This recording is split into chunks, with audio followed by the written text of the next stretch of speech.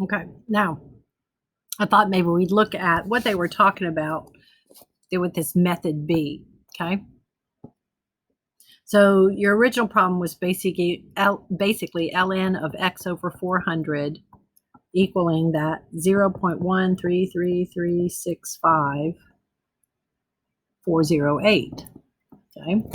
So what was happening on method B, how they got that ln x minus ln of 400 is actually a property of logarithms. See, if you have the log of a quotient, like that, it equals the log of the m minus the log of the n. It actually has to do with properties of exponents. Remember how if you were doing something like this, you could subtract the exponents. It's associated, it's similar to that. So when you have the log of a quotient, it equals the difference of the logs. And it's true for log base 2, log base 3, log base e, and that's what you have here is log base e. So that first step might have seemed weird, but what they're doing is saying if I have the log of a quotient, natural log of a quotient, that would be the same as ln of x minus the natural log of 400. Okay, now I'm not natural logging both sides. The natural log was already there, so that's why I don't have that on the other side. Okay. And then what you can do is that's just a number. So you just do ln of 400 and get that value. So ln of x, and this turns out to be 5.9915, etc. I'll just round it to 4 decimal places, equals all of this. Okay. All right, so then you can wind up adding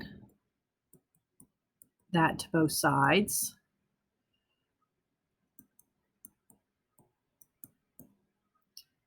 So that would give you the natural log of x equaling 5. Oops, I better do it. I think it's going to be 6 something.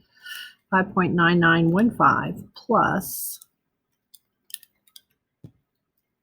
0.133365408.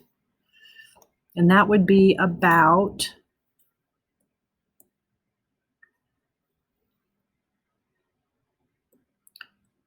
6.124865408.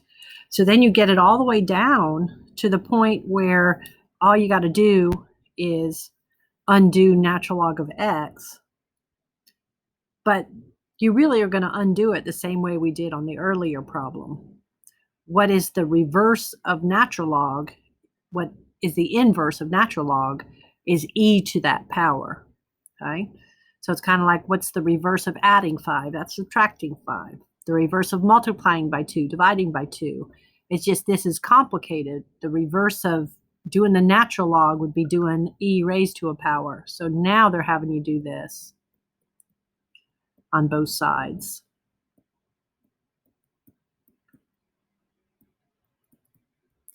And e is the perfect inverse of natural log, so you get the input out again, back out again. So kind of it's like this. You had an x, you did ln of it and got ln x. The thing is, when you do e of that, you're going to be right full circle back where you started. So these are perfect inverses because ln is log base e, so they undo each other and all you got left is x.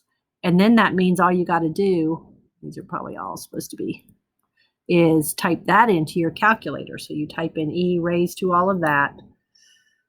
Okay.